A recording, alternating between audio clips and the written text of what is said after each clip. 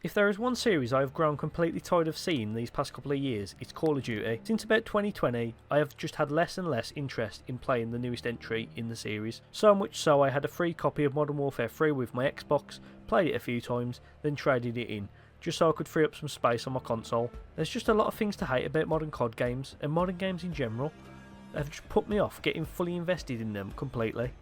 One of the main reasons is the whole Fortnitification of everything. Yeah, I just made up a word, and yeah, you probably know exactly what I mean. I don't know if it's just me, but I couldn't care less about Warzone. I'm surprised Battle Royale games are still as popular as they are. They were fun for about a year, but I guess millions of people still play Warzone, so that's why every new entry in the actual series, you know, the game that they sell for £60 each year, just seems like some DLC for the free-to-play game. Each new entry for the past couple of years has just been the same boring copy and paste crap, and I know what you're thinking. That Call of Duty has always been the same copy and paste crap, but that's just not the case. From about 2007 till about 2015, every single game in the series felt like an entirely new experience. Maybe not these two. It was great watching the trailers, seeing the gameplay for the first time, finally getting to play it. It was actually exciting to see what would be different from the last game, and compare that to now. You just know there's a 99% chance that it's all going to have the same exact gameplay and mechanics from the last game. I have been moaning quite a bit, so it's time to actually talk about the reason I'm making this video. Obviously, as I'm writing this, the next game in the series, Black Ops 6, has been announced, and the showcase has probably already happened. And after seeing the trailers and the sort of themes and the way the game has been presented so far, it got me thinking about the original Black Ops 1 reveal trailer. Then I started to think what my favourite game in the series was, and I soon realised it's not even a competition, it's Black Ops 1. Yeah, sure, there's games that have better multiplayer, better zombies, better gameplay overall, but Black Ops is still the only game other than its sequel in the series that gets everything absolutely right.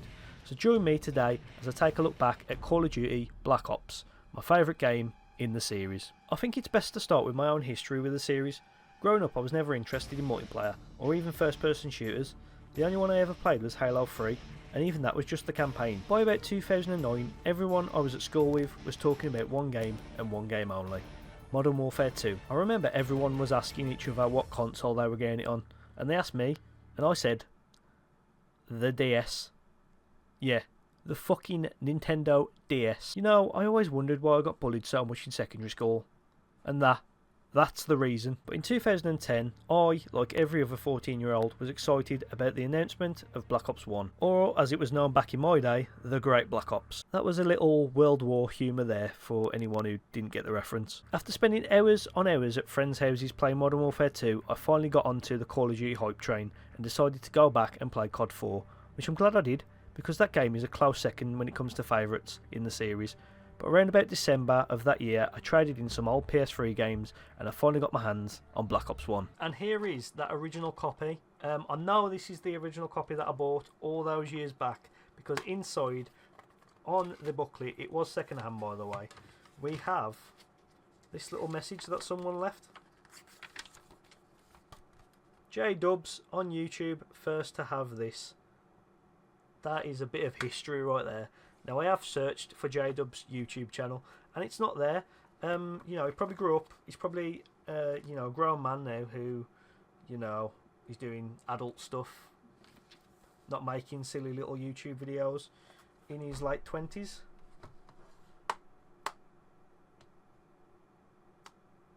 So yeah. Anyway, here's Black Ops 1. I'm going to split this video into 4 parts, that being campaign, multiplayer, zombies and community, which I'll explain a bit more when I get to it. And to start off, let's talk about the campaign.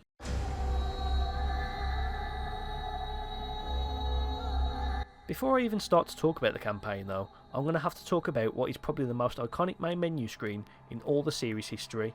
Nothing sets up the vibe and atmosphere of Black Ops better than this menu screen. Set in the interrogation room from the campaign, you can look around, see the interrogator looking down at you, asking you questions, look at the creepy TVs showing random footage and images from the decade the game is set in, almost like some sort of mind control, and you can actually break out of the seat you're strapped into and walk around and access a terminal where you can read intel from the campaign, hidden documents, input cheats to unlock zombies maps early, and even play an old school text adventure called Zork. Just remember, this is only the fucking main menu screen. Compare that to what we have nowadays, that disgusting, confusing mess that tries to cram in about 5 different games to the point that there are tutorials on how to access certain parts of the game. It's a shame we don't have anything like this anymore. COD games' main menus were iconic back in the day, and now they all just get added to this fucking mess. Let's hope Black Ops 6 is actually treated like a new game and not just an add-on for this pile of wank. Anyway, I promise I'm going to stop moaning now and actually talk about this game's campaign. I'll only be talking about the actual campaign and not the gameplay. I'll be talking about the gameplay a bit more when I talk about the multiplayer. For those of you who don't know, Black Ops is the first game in the series to be set in the 1960s during the Cold War and Vietnam, which I think we can all agree was a great choice by Treyarch. You play as Alex Mason, a soldier who's being interrogated by a mysterious voice in the same interrogation room as the one in the main menu. The reason for this is due to a mysterious broadcast of random numbers which they believe Mason knows something about. Cue the iconic line. The numbers, Mason. What do they mean? Where are they broadcast? I don't know anything about any numbers! Most of the campaign sees you go back through Mason's memories, which include the Bay of Pigs in Cuba, fighting on the front lines in Vietnam, and escaping Russian gulags, as they try to uncover the secrets behind the numbers. The setting and story go hand in hand, having this sort of conspiracy, mind control theme going on. Definitely fits the 1960s, with all the conspiracies about moon landings, UFOs, JFK's assassination. The game definitely does a good job of incorporating these sorts of themes into the mode. Again, most of the story actually takes place in this interrogation room, with Mason giving up more and more information as time goes by, leading to the next mission, but probably raising more questions than answers. I think the main thing that carries the campaign is obviously the story. Call of Duty games are always going to have that same problem when it comes to the actual missions and gameplay. There's only so many times you can switch up the objective of go here, take out these enemies, breach this door, defend this area, so the only thing from keeping it stale is the actual motivations behind the actions, which Black Ops does so well. The whole time you're just trying to find out what the numbers mean, but also learning about the motivations of certain characters and also creating villains that you actually want to defeat and have just as much motivation as the main characters do. So again, the setting also helps the game from going stale. In some other FPS campaigns, even in some of the COD series, the thing that lets them down is the locations of the missions, being in these drab, war-torn streets over and over again, which is just simply not the case in Black Ops. Thanks to the setup of the story, the missions are so varied in locales and even times in history, with one mission taking place at the end of World War II. It never gets boring. One minute you're hopping over rooftops in Kowloon, the next fighting in the jungle of Vietnam, to a secret base in the mountains of Russia. It's really hard to make a compelling campaign, especially in a COD game, but Black Ops 1 smashes it out the park. There's a lot of twists and turns, which I'm not going to spoil, which I never saw coming the first time I played it. Yeah, sure, the Modern Warfare trilogy probably has the better story overall, but this one stands out way more for really using the time in history it's set to its advantage. Over the past week, I really have enjoyed going back and playing this game all the way through, noticing all the little details developers put in and how much time and effort was put into this game to really make this campaign a great experience and probably the greatest campaign in the series.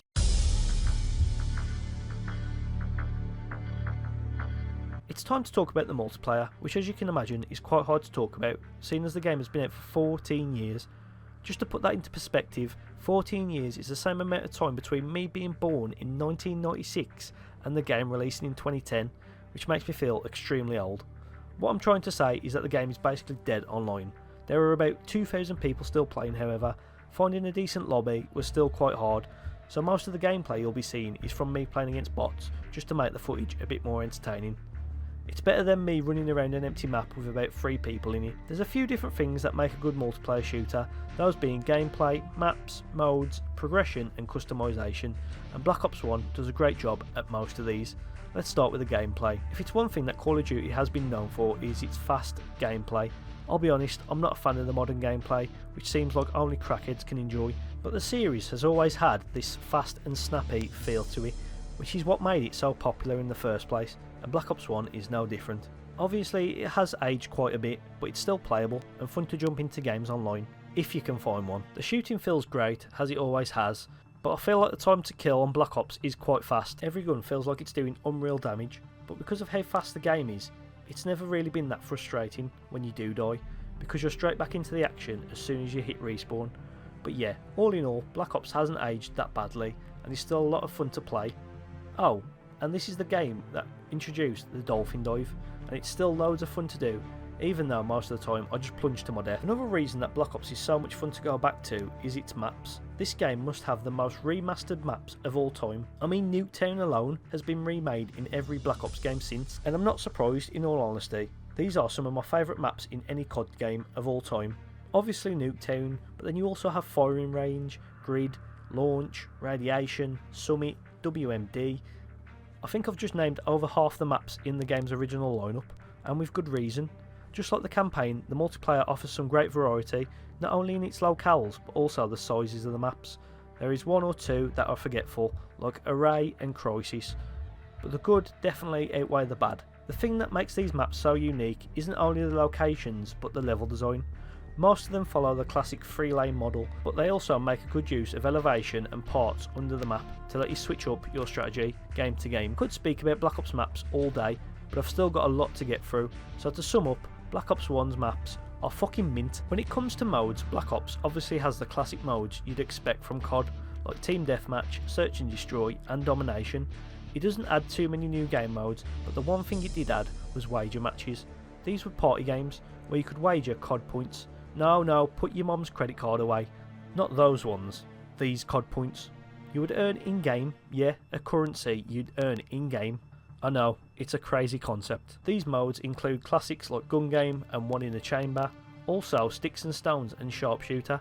Now sadly I can't show these because there was no lobbies online at the time of recording, but I can safely say these were a great addition to the game and definitely added to the replay value of the multiplayer, with 3 different levels of risk in terms of how much COD points you could put on the line. I do miss this mode, as the party games just add to your XP nowadays, and it's just not the same.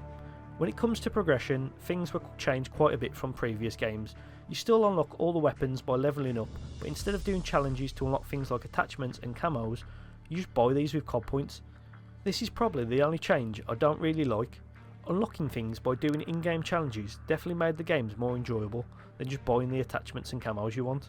But still, earning COD points is fun thanks to the wager matches and contracts, and can be used on the weapons customization, but also the player cards and emblems, which for the first time in Black Ops 1 you could create your own. It was pretty bare bones, but let everyone have their unique emblems, even if most of them were just offensive and phallic objects. The multiplayer also has all the great options in Creator Class, which was the norm at this point. The gun selection was massive, from series classics like the AK-47 and M16 to more out there options like the G11 and HS10. This game probably has my favourite weapon selection of all time. They of course can be customised with different camos, and also the clan tags and emblems can be added to the gun as well. Tons of different attachments and secondary weapons. Also the perk system that the series is famous for is here, with some unique options like the hacker perk, which can be used against the new equipment like motion sensors, tactical insertions and camera spikes, and of course the kill streaks are here as well, which have been changed slightly to match the setting of Black Ops, with things like mortar strikes, attack dogs and napalm strikes. This all may seem quite basic nowadays, but back then this was quite exciting, seeing the games add new ways to customise the way you play year in, year out. I think the major takeaway from Black Ops 1's multiplayer is try to offer something completely different to Infinity Ward's Modern Warfare series, and they did it perfectly. Everything from the maps to the gameplay, and even the customisation. I haven't even spoken about the theatre mode, which allowed you to record some of your favourite moments from your matches and save them for everyone to see. It was way ahead of its time. In terms of multiplayer, Black Ops 1 offered something that would be completely unique to the Call of Duty series as a whole.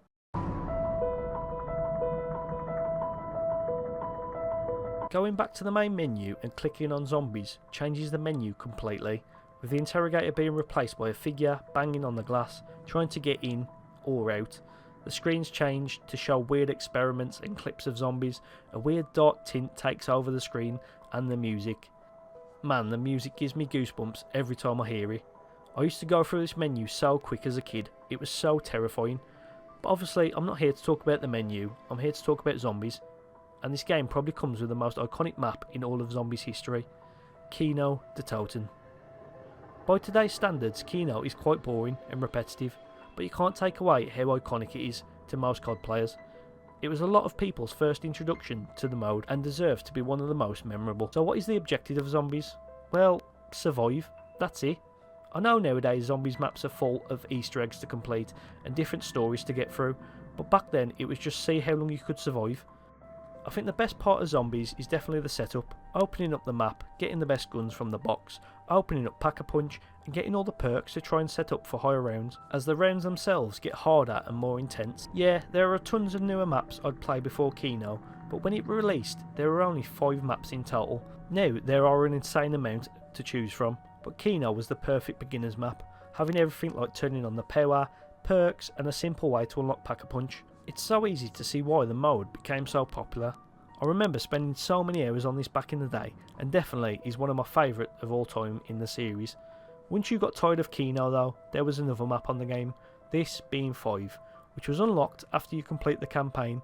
This map was set in the Pentagon and starred historical figures like Fidel Castro and JFK as playable characters. This map was a lot more difficult than Kino, and easy to see why so many people forgot about it. The map's layout is a lot more confusing and the boss level a lot more frustrating, but it's still a fun challenge and one of the more unique maps in the Zombies history. There's also Dead Ops Arcade, which isn't really a Zombies map, but still a fun little distraction. It's a top-down shooter similar to classic games like Smash TV. I honestly probably only played it a few times. It's a simple premise, clear out the enemies in each room and try and get to the end of the game, which I never did. Like I said, it's just a fun little side game, not really a map, but I thought I'd mention it anyway. Over the next year of Black Ops release, we would see DLC maps added to the mode, like Ascension, Call of the Dead, Shangri-La, and of course, Moon. But not just that, we would also see all 4 zombie maps from World at War added alongside Moon in the Resurrection DLC pack, giving the game a whopping 10 maps in total, meaning that the mode would stay fun and replayable for years to come. To a lot of people, the Zombies mode is boring and repetitive, but I've always found the fun in it, trying to get to that high round, trying to get the best guns out of the box. The DLC maps always added enough new content and unique layouts for them all to have their own unique style and personality, whether that be the dark and creepy rocket base in Ascension, or the strange jungle type area in Shangri-La, or, you know, the fucking Moon. The Zombies mode in Black Ops 1 is one of my favourites, and it showed how the mode was evolving, from the bog standard wave based mode in Kino to the insane Easter eggs in Moon. This mode definitely had something for everyone, and it is definitely up there as one of my favourite iterations of the Zombies mode of all time.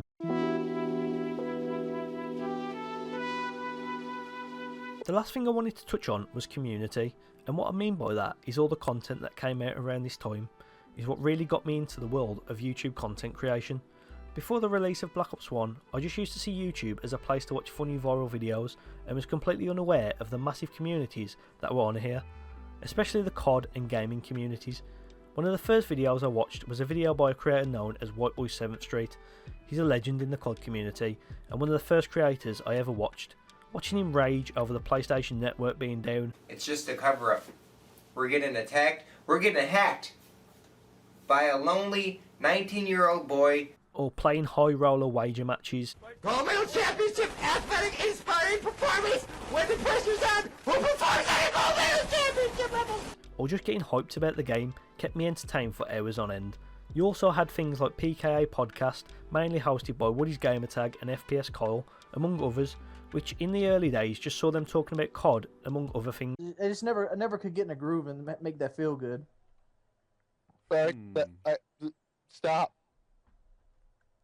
So you use a backhand method?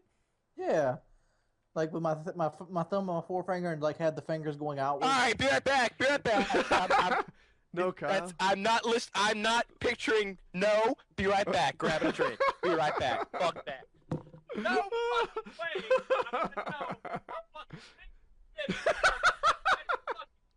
which I always had on in the background whilst playing. Then of course on the Zombies side of things you had Tom Syndicate, who just like White Boy I watched all the time. I remember him uploading bit by bit his attempt to get to round 115 on Zombies. Oh! Yes! Oh! Here we go, ladies and gentlemen. It's time to down myself. It is fucking time. It is. Oh, I'm gonna make it to 160! And him pack-a-punching every gun on Kino. The reason I'm bringing all this up is because these videos and creators are who inspired me to start my own channel at the age of 15, and my first ever video isn't even on this channel, but here's a little clip of it. Hello, and this is my first game commentary on YouTube, and I'm playing some Black Ops on the map Hangar. Oh well, that was terrible.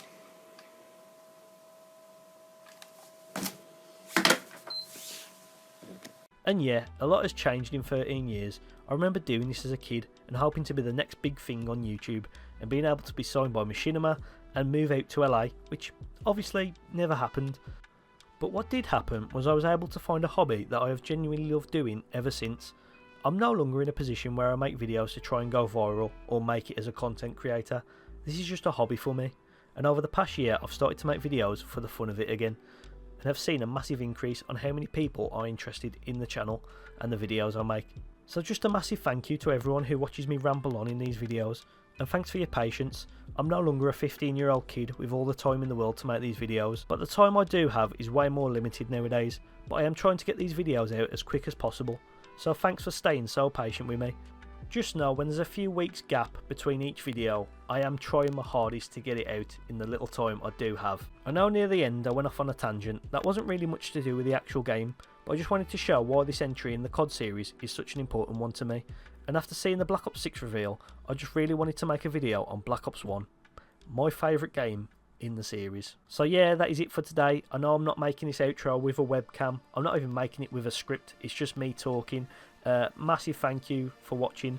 I know the last two videos have been more experimental than my usual videos, but I just wanted to go away from the retrospective for a while because I was kind of getting burnt out with doing them. But saying that, the next video on this channel will be the Saints Row the Third retrospective, which will be coming in the next couple of weeks. Over the next couple of months, my time's going to be more limited on being able to spend it making videos, but as I said at the end of this video, I am really trying to get these videos out as quick as possible. So please carry on being patient, I appreciate it a lot. And yeah, if you are new to the channel, please subscribe, as I do keep people up to date in the community section. So yeah, thank you for watching this video, I hope you've enjoyed, and as always, I'll see you when I see you.